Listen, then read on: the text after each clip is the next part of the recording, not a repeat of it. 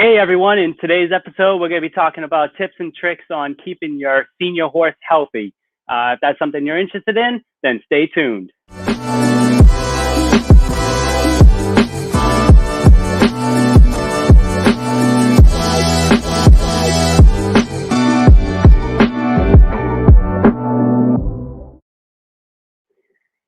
How's it going, everybody? Welcome to another episode of Bay State After Hours. For those of you who don't know me, my name is Kevin. I am the market manager of Bay State Garden Supply. And with us today, we have Dr. Tania Cubitt. How's it going, Dr. Tania? How you doing? I'm doing great. I'm doing great. I hope you keep it cool during this really hot weather. I'm not sure what it is around there, but it was hitting almost 100 degrees today here. So. It was in the 90s here today. Definitely very humid. Oh, geez. Yeah, so we're just going to jump right into it. Excellent. Looking forward to it. All right, here we go. Awesome. So I will take it away. And I'm excited for the topic this evening, feeding senior horses.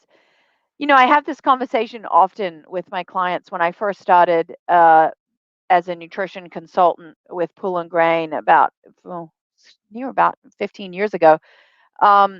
When I would go to a farm and they would have a horse that was in their mid 20s, that was an old horse. And now, very regularly, there are horses that are in their 30s. And quite literally, I had a horse the other day that was 28 and still being actively ridden, not showing anymore, didn't have great teeth. But our horses really are living longer. So I know that a lot of people have questions about feeding senior horses. Um, About 17% of the population is more than 20 years old. And 20 used to be the cutoff, and we'd say, yep, they're senior once they're over 20. At the World Equestrian Games a few years ago in Aiken, South Carolina, not Aiken, sorry, in Tryon, there was a horse that was 19 in the endurance. So there are older horses that are competing in the on the largest stages in the world because we're really caring for horses. Um, our veterinary care and our nutrition and our care for horses is exponentially increased. And I think that our horses in the past were work animals and they would pull plows and they were our mode of transportation, quite a long time ago. And so those horses worked really hard.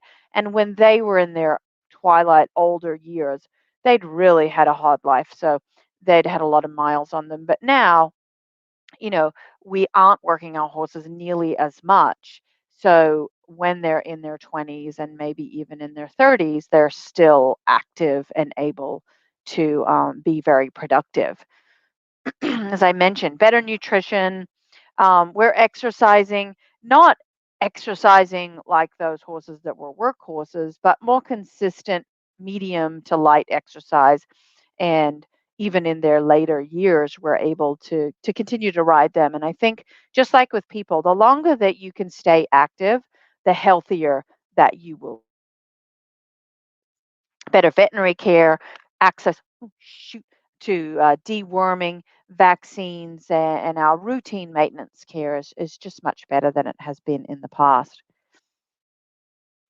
How old is old? What is a senior horse? And it really depends on the lifestyle and the care of the horse. Um, the general rule was over 20, but I really disregard that now. And for me, it's more of a nutritional, as a nutritionist, what is the nutritional definition for a senior horse? And really has very little to do with age and more to do with dentition. If the horse has poor teeth and can't chew long stem hay any longer, then he really is in the market for a senior feeding program with a senior feed, pelleted or cubed forage, anything that we can wet, make a mash out of that he can consume. We have different classifications of these older horses. So if we say that over 20, then there's several different classifications. We've got horses that hardly would know that they're old. Athletic function is right where it was when they were 16. They're healthy, active, doing, great teeth, doing whatever they've always done. Then we have the real easy keepers, or good doers, as we say in Australia. And they're carrying a few extra pounds and may need some calorie restriction, but still their teeth are great. They're just not doing as much exercise anymore. Maybe their primary rider's gone away to college or whatever. Then we have hard keepers. Still maybe have good teeth, but they're a little older. They're just not maintaining their weight very well. And so they need a higher caloric diet. Then we have that geriatric horse. Maybe he's got arthritis in his neck. Maybe he has some other kind of metabolic disorders going on that need special veterinary care. And if he's got really poor teeth, then he absolutely needs a different diet. We think about these horses, and I am a huge advocate. If you look at horses in the wild and you think, how do they eat? They eat off the ground. So I'm an advocate of us putting our feed buckets close to the ground for horses, unless it's a senior horse and they have some osteoarthritis or some degeneration in their neck that precludes them from comfortably putting their head close to the ground. Then we'll, put the bucket up higher.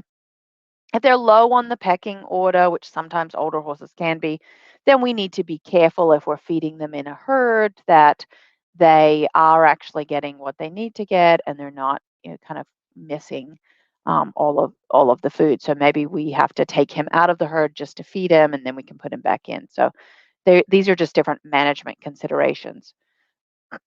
Really, though, it comes down to this dental wear. They've lost some teeth, uneven wear of the teeth. Um, this can increase their risk for choking because they're not chewing that food properly. They're not producing enough saliva. So, when we think about choke, horses can choke on anything. And it's more a function of how they're eating. Are they eating too quickly because we've got them on a kind of a weight loss type of program and they're eating very little? Or are they not chewing because they don't have any teeth? Because when you chew, you produce saliva, and the saliva is a lubricant to your throat to stop you choking. So, we certainly know that these older horses that have poor teeth that cannot chew properly do have an increased risk for choke. Um, Older horses, for the most part, maybe have a little different fat coverage, or they have less fat coverage. So that means they're less tolerant to changes in the temperature and the environment. Maybe you live in colder areas of the country than where you do have more rapid temperature swings. When the temperature is less than 15 degrees Fahrenheit, you will see fiber digestion, the amount of fiber that the horse needs and calories will significantly increase. When we get into these, we're looking at a 20 to 25% increase in caloric requirement. So let's say you feed your horse 6 pounds now, and that maintains them pretty well. Then you would have to feed another 2 pounds on top of that. So now we're looking at 8 pounds to give them the calories that they need. Water intake decreases when animals are cold, and then we run the risk of kind of impaction colic because they're not taking in enough water. So we need to make sure that even when the weather is cold, they're still drinking plenty of water. And I know we're like, it's 90 degrees outside. Why is she talking about when it's cold? It will be cold again, don't worry. Um, some indications that maybe there's something going on with your horse, and maybe we need to treat him more like a senior horse. If he's just losing his body condition, he's not maintaining weight on what we fed him before that he did fine on. Poor teeth, or he's obese, or he's suffering from some of these metabolic disorders like laminitis or insulin resistance, PPID, or Cushing's. Sometimes we can have some liver or kidney breakdown. And then also we can, over their many years of life, maybe they've built up some inflammation in their airways. And so we can have some inflammation there, recurrent airway obstruction. Most of our commercial senior feeds are going to run around 12 to 14% crude protein.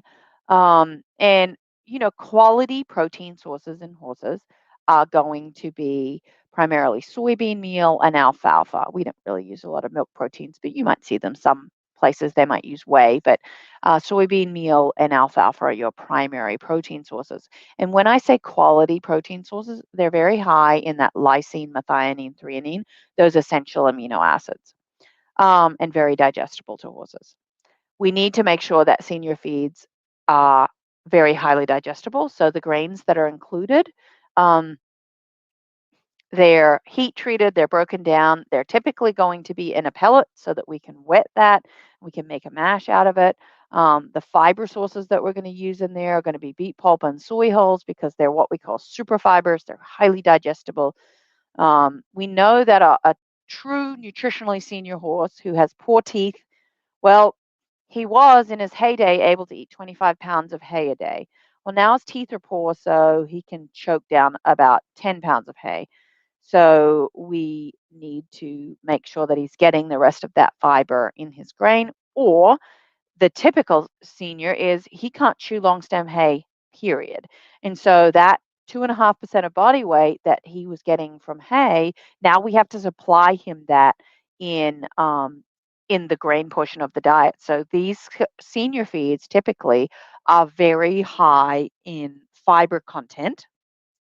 They're also low in sugars and starches, which we'll get to. So we're looking at feeding, 1.5 to 2.5% of the horse's body weight. So between 15 and 25 pounds of that senior feed throughout the whole day. And we're going to spread it out to try and mimic that grazing behavior. So it can be very challenging for horse owners to, you know, you've had someone like me come to your farm and say, we don't want to feed too much grain to horses, and we certainly don't want to feed more than 3 to 5 pounds in a single meal. And then I turn around and say, but oh, with your senior horse that can't chew hay, he's got to eat 15 to 20 pounds of this in a day. It becomes a little challenging for people to visualize that. But remember, if they can't chew long stem hay, they've got to get the fiber in their diet. So we really have to feed significantly more to them. And at this point, you've got to look at the senior feed and maybe the hay pellets or the forage extender that you're feeding as the fiber, the hay that they would have been getting before. Some common disorders that we see in older horses, just because they're living longer. It's not because you're doing anything negative to them during their life or you haven't cared for them properly. But Cushing's disease, which is a tumor on the pituitary gland. So if you imagine kind of if this horse's head was facing uh, off the screen, so we were just looking at the complete side of the horse, kind of right where you imagine the jaw to end. If you go in there to the back of the horse's brain, there is gland called the hypothalamus, and then another one right below that called the pituitary gland. And the pituitary gland is responsible for secreting hormones as a result of changes in the environment. So, one of them is when the amount of light that is being signaled through the horse's eyes to say, that's a change in season, that will cause them for mares to start cycling, or for senior horses, not senior horses, for horses to shed their hair coat, because now we've got more daylight. So we know that the seasons are changing, the weather is changing. We need to shed our winter coat. But there's a tumor on that horse's pituitary gland. So all of those signals get all out of whack. So that's why one of the common symptoms of horses with Cushing's disease is they don't shed their hair coat, and they get this long curly, woolly hair coat. They usually lose muscle along their top line. They drink a lot and they pee a lot. And these are all symptoms of Cushing's disease. And we do know that the complications of this disorder are made worse by high sugar and starch diets. What we know is that older horses, just as a natural function of aging, decrease their ability to deal with sugars and starches. So if we couple on top of that a fat horse that was eating a high sugar and starch senior feed, because in the past senior feeds were pretty high in sugars and starches because we wanted horses to eat them, then it's very easy for these animals to develop laminitis because they're also not exercising, and we know that high sugars and starches just make this worse as well. And really, I should put this slide before laminitis and insulin resistance, because obesity really is the trigger. It doesn't matter the age, um, to all of these other metabolic disorders. Not always Cushing's, because that can happen in thin or fat horses, but insulin resistance and laminitis, as a result of this obesity and chronic inflammation. Like I said, it's kind of a obesity is the trigger. And a lot of times we've had a horse that was exercising heavily and competing and getting X diet that was maintaining them well, and then they either get injured, so we retire them, or like I mentioned earlier, their primary rider goes away to college or something, and they've kind of reached an older age and no one else is going to take them on, and we still feed them that high grain diet, and then they end up looking like this, and they're way too fat and they're not getting exercise. Um, so obesity, and couple on top of that, that older horses just inherently decrease their ability to deal with sugars and starches, and also just have a little more inflammation, then we have the perfect storm. This horse here, this is a real horse. I used to use kind of these uh, pictures that had been stretched and photoshopped, but this is a real horse, and this is dangerous. I mean, this is the extreme, but you can see these huge fat pads over his shoulder, over the back. He's got a gigantic crusty neck. You can barely see where his tail head comes out because he's got huge fat pads. And a lot of times, if I show people this picture, they kind of giggle and say, "Oh, he's really fat and roly poly." This is extremely dangerous, and it's very hard to come back from this. Insulin resistance, again, because of obesity, um, and this chronic inflammation, their insulin receptors are broken. So the role of insulin is to clear glucose out of the blood and put it into the tissues where it needs to go do its job, be an energy source. And in a horse with insulin resistance, they can't do that because the insulin receptor is broken. So we know that high sugar diets are really hard for these guys as well. And again, we know that older horses just typically have decreased insulin sensitivity anyway. So there are a few other things. We know that older horses have decreased fiber digestion, slightly lower protein digestion, and phosphorus digestion. I think about old horses and young horses kind of similar. Young horses, their digestive system is developing and growing and becoming efficient. And the older horse, it's just slowly breaking down and becoming less effective. And as I've mentioned, they have this decrease in insulin sensitivity, which makes them more at risk for these metabolic disorders that we see. When we're adjusting the diet, and I think these are pretty commonplace for most people that have old horses, but we know that any of the forage pellets or hay pellets that we're going to use, we want to make sure that we're soaking those. Any of the grain or concentrate that we're using, the senior feed, needs to be pelleted so that again we can wet it. A true complete feed, which is what most senior feeds are, means you don't have to feed additional hay because the fiber content in that product is very high. So when we're feeding that 15 to 25 pounds a day, the horse is getting all of the fiber that they need. And good quality senior feeds are also low in sugars and starches because we know that they need that. We fortify them with good quality protein, additional quality fat, phosphorus, high quality fiber sources, and then some probiotics, and we'll touch on those a little bit more. There's some research on how probiotics really can help those senior horses. So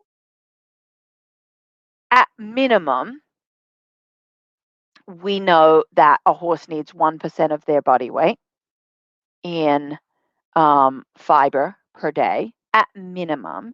So that would be 10 pounds of hay or 10 pounds of fiber coming from a combination of your senior feed and your pelleted forage. I typically recommend horses to eat about 1.5 to 2% of their body weight. At most, they're going to eat about 2.5% of their body weight. And I don't always just use only senior feed. I'll use a combination of senior feed and forage extender, maybe some alfalfa, because the hindgut of the horse is made up by all these microbes that we'll talk about, and they thrive on a variety of different fiber sources. If you don't give your horse enough fiber, doesn't matter whether it's old or young, you're going to have the same issues. We're going to get acidity in the hindgut, which is going to cause hindgut ulcers. They'll have more colic-like symptoms, gastric ulcers, and then also develop these stereotypic behaviors like cribbing and wood chewing and other behavioral issues. And we just know that things like hindgut ulcers and gastric ulcers and colic, these are elevated in older horses anyway. So, anything that we can do to try and avoid these. And a simple thing to do is just make sure they're getting enough fiber in their diet. And I think that the fiber thing is probably one of the biggest mistakes that people make when they're feeding senior horses is not feeding them enough fiber because they get scared feeding that much senior feed because as I mentioned, we've drilled it into them that you shouldn't feed too much feed. And we really need to look at those senior feeds more like I'm feeding them fiber, I'm feeding them hay that they can't chew. So we've got this hindgut, which is made of the cecum, the large colon that I've got there in blue, and then the small colon in orange. And that is full of all different types of bacteria. Um, and we call it the microbiome. If you want to get fancy, you can call it the microbiome. And the microbiome is the community of microorganisms living together in a particular habitat. Humans, animals, and plants have their own unique microbiomes. You have them on your skin, you have them in your nose, in your mouth, in your own gastrointestinal tract. But when we're talking about the equine gut microbiome, it refers to all of the microbes in the horse's hindgut. And it's absolutely critical. It really acts as another organ. Harvests nutrients from the diet. It resists the colonization from bad pathogens. It helps build the immune system and get rid of toxic compounds in the horse. So the microbiome, for me, over my life with horses, everybody's always said no hoof, no horse. And I say no gut, no horse, because you need a healthy gut, which means a healthy microbiome, to keep everything else in your horse functioning. And there are things like bacteria and fungi and protozoa and viruses and these other things, so archaea, and these all make up the microbiome. And the microbiome can be affected by changes in the horse's lifestyle, its environment, what you feed it. If it gets gut gastrointestinal disease, you change the diet. Even things like the microbiome changing can cause laminitis and colic, but if the horse gets laminitis or colic for some other reason, that can also affect the microbiome. So it's just so sensitive to changes, which is good and bad. So you're like, well, she's talking about the microbiome, and I don't really know what that means. And I just want to show you just what we have done to horses just by domesticating them and how that's changed the gut microbiome. So this study, and I won't get into too much research, but I think it's really interesting to look at the same breed of horse, same genetics, and you either breed them and raise them in a zoo, which is more a domestic environment. We're not talking about riding them or anything. We're just talking about raising them in a controlled environment versus there are two wild reserves, one in France and one in Mongolia, that researchers consider the population of horses in these preserves to be considered wild, and they're our best estimate of wild horses. And so when we look at graphs of the gut microbiome, we want to see very wide microbial diversity. So you want to have a lot of different bacteria in the hindgut. So when you look at this graph, you can see the animals raised in the zoo, the rectangle is very narrow. They didn't have a lot of microbial diversity. But when you look at the two wild reserves, France or Mongolia, the rectangle is really wide. So they had a lot of different bacteria, which is what a wild. So whenever we do make feeding changes or do anything with our horses, I always say, okay, well, what would a horse in the wild do? How would they live? How would they eat? What would they eat? And so that is normal.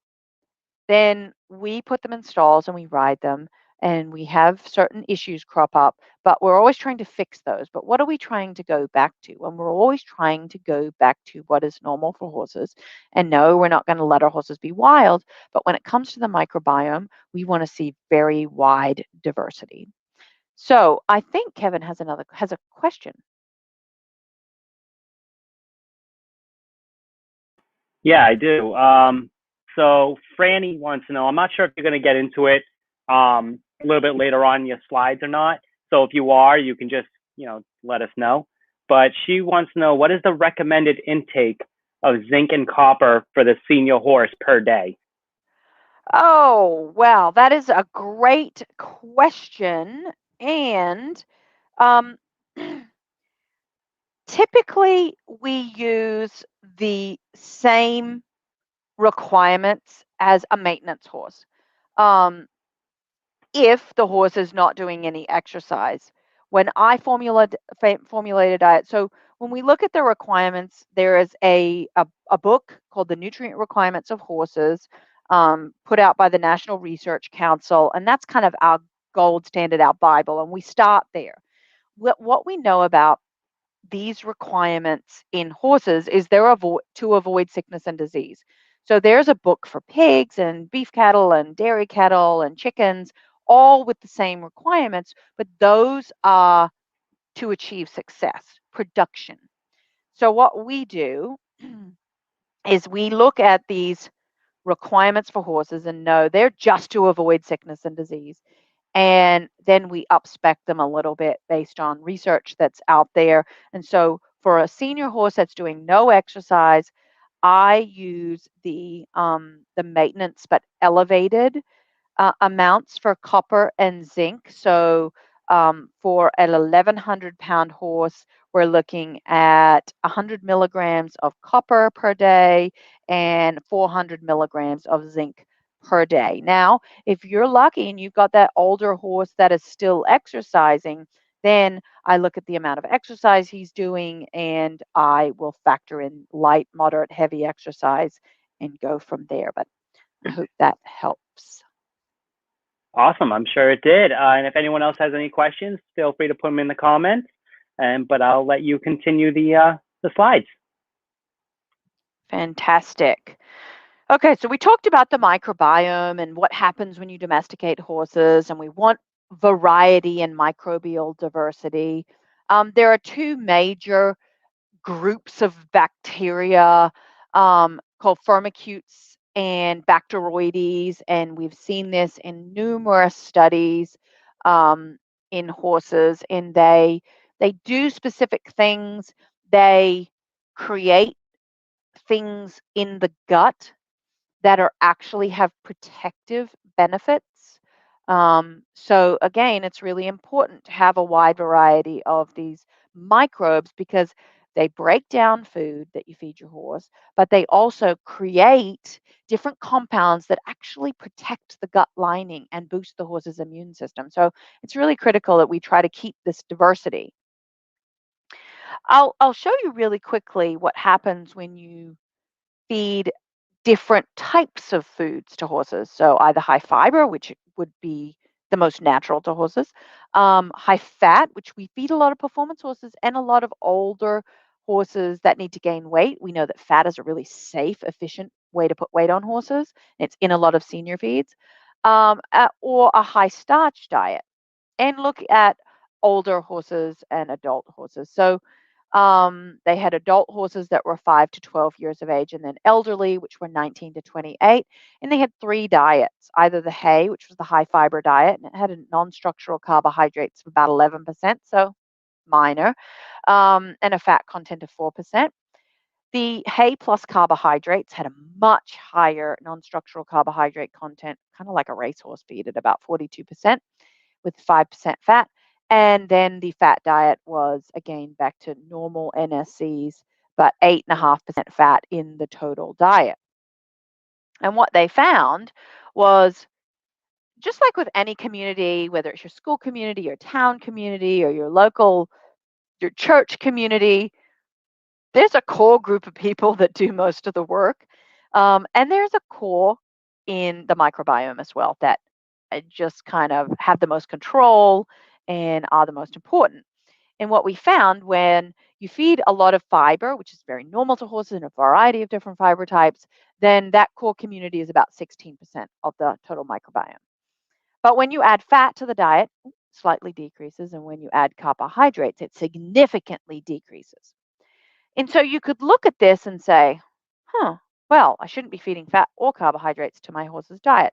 But that's not the way I look at it. How I look at this is, I know I can use oil to very efficiently put weight on my horse. And an older horse, it's very good because older horses sometimes decrease their appetite. They don't want to eat a lot. So we use fat in the diet and we can really get some weight on them. But I know that adding fat to the diet is going to affect the microbiome slightly. So, in knowing that, I can counteract the negatives. I can get the positives, the weight gain, the healthy hair coat, but I can add some probiotics to the diet to kind of counteract the negatives. And then, obviously, with senior horses, we don't need to be feeding large amounts of sugars and starches. But if I have race horses that need those sugars and starches, again, I know that I'm really wreaking havoc on the microbiome, even though I'm getting the energy for exercise. So, again, how do I counteract that? Let's look at the impact of age and obesity, because we know that we do typically have a lot of older horses that suffer from obesity because they're just not doing the exercise anymore. So this was 35 pony mares, and they were 21 years. And the control animals they were the aged horses had a body condition score of 6. The control animals were 10, and they had a body condition score of 5.5. And the older horses, the obese horses, were 10, and they had a much higher body condition score of 8.5. And remember, I talked about those Bacteroides and firmicutes were the predominant bacterial sources. And so you can see the control horses right in the middle there. They're 10 years old and they have a normal body condition score. And so, what we want to do is try and have in fat horses and old horses have their bacteria, their colored bar like this, all the bacteria match up, because that's the normal healthy horse. But you can see that the older horses and the fat horses, they have much less of those fiber bacters. So they're the ones that break down fiber. So the aged horses have decreased fiber digesting ability, and they have differing amounts of those Bacteroides and firmicutes. And it's interesting to see that the old horses and the fat horses were both very similar. Um, and so we want to make sure that we're counteracting that. And especially if we have Like this study didn't look at old horses that were also fat. I can imagine that it just kind of it's just piling on top and it just makes the situation even worse. We've said that there are metabolic disorders that are um, more prevalent in our older horses. This was interesting, and the control group were healthy. They weren't fat. They didn't have a crusty neck, and their insulin and glucose was very normal. And you can see again, remember the rectangles show us microbial diversity. The control horses have really wide microbial diversity, but the horses that were fat, that had a crusty neck, that had really high insulin and glucose, so they suffered from equine metabolic syndrome, they again had much less microbial diversity. And we also have seen in the previous that older horses have less microbial diversity. And so microbial diversity, and you take the old horse, the fat horse, then they've got insulin resistance or metabolic syndrome, and it's just decreasing the health of the gut. And the health of the gut is predominantly responsible for the immune system, for inflammation. So we just want to make sure that we can keep that hindgut healthy. Okay, so I've talked about all the things that are going wrong, but how do we fix it? What can we do? We look at prebiotics and probiotics, and this was looking at mature horses around 8 years old versus senior horses at 23 years old.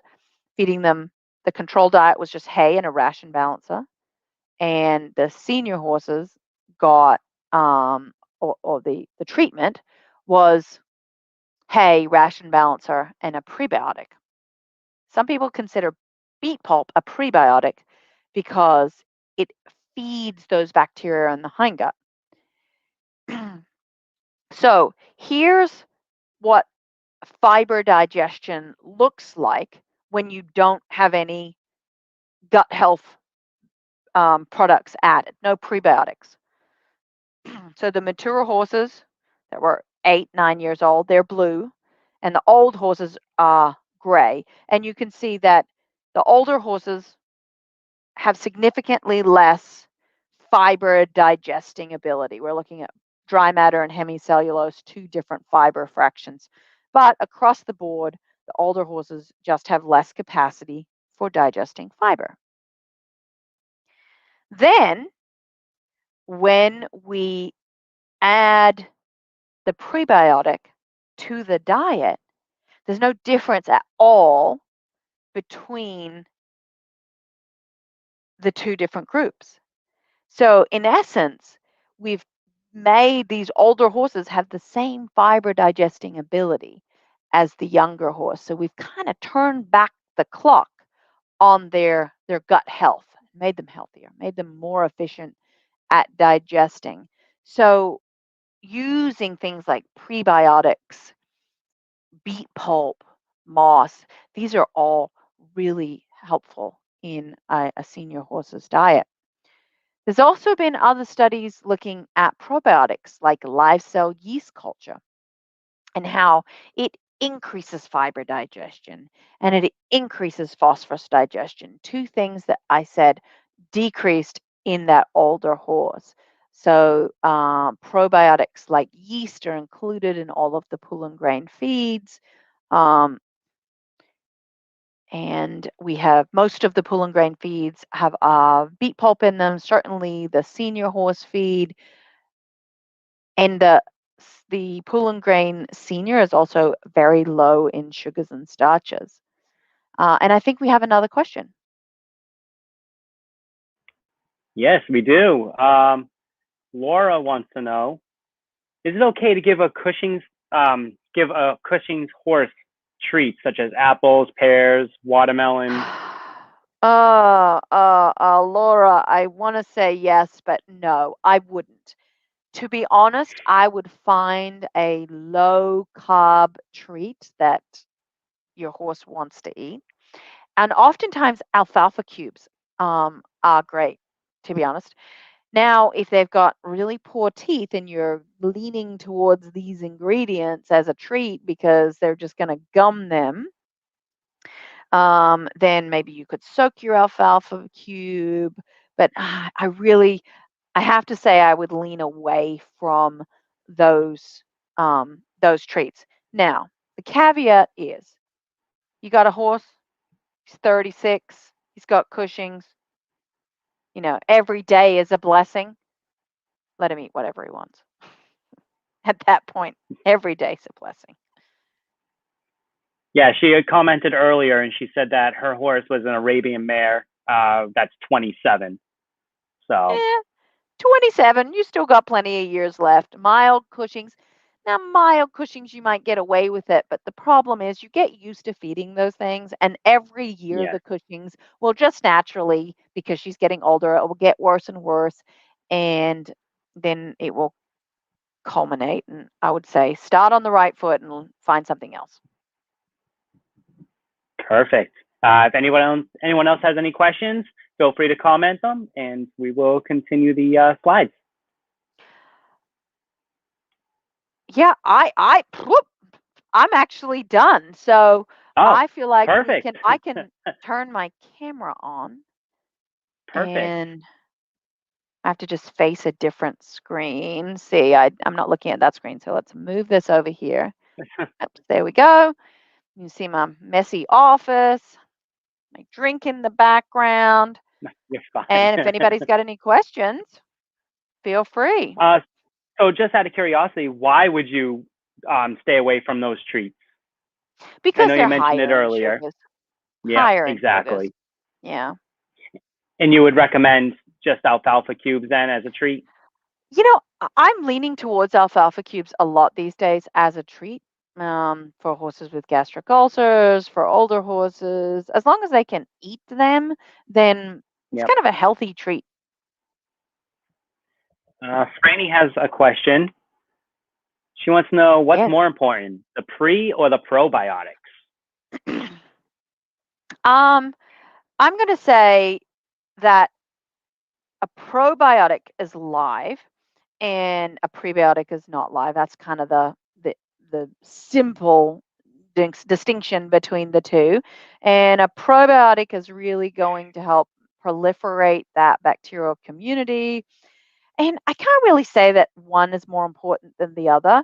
I would say most feeds, and certainly all of the pool and feeds, have probiotics, and prebiotics. So So they're if you both feed a in there. pool and feed, you won't have to You're going to add in get either pro and pre. prebiotics. Yep. Perfect. So it's the best of both worlds. So you don't even have Best to of both worry about worlds. it. Yeah.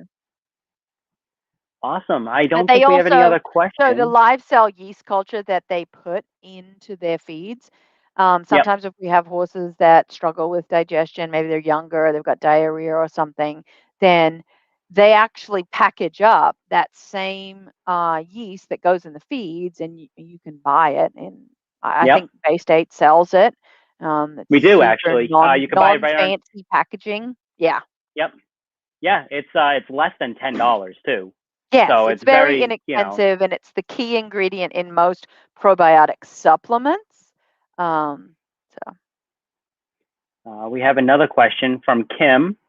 yes, What about a leaky gut? leaky gut, leaky So gut. I'm actually doing a whole talk on leaky gut for a conference in a couple of weeks. So this is a great question. So in the so first, hindgut, why don't you?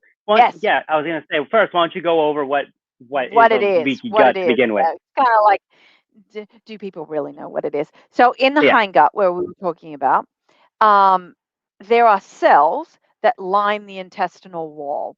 And you can see my fingers. So my hands are Hmm. the cells, right? And between them are what we call tight junctions. And those tight junctions open and close to allow properly digested food particles into the bloodstream. But what we see more happening, and we know it happens in people, is this thing called leaky gut, where for whatever reason, and there's a whole slew of different reasons why it happens, those tight junctions just are a little bit open. It's like someone just left the gate open, or they left the hose just slightly on, and it's just dripping, dripping, dripping. And so all of this non-digested food material is leaking into the bloodstream where it shouldn't be.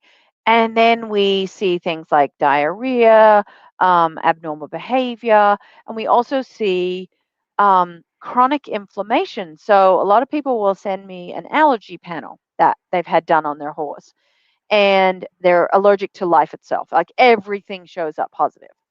Well, what happens when you have foreign material in your blood is your body goes into this chronic inflammation where they're trying to get rid of that, and it shows up as allergy like symptoms because everything is kind of just making this worse. So we have these transient allergy like symptoms. They could be itchy or get hives, the diarrhea, and that is leaky gut.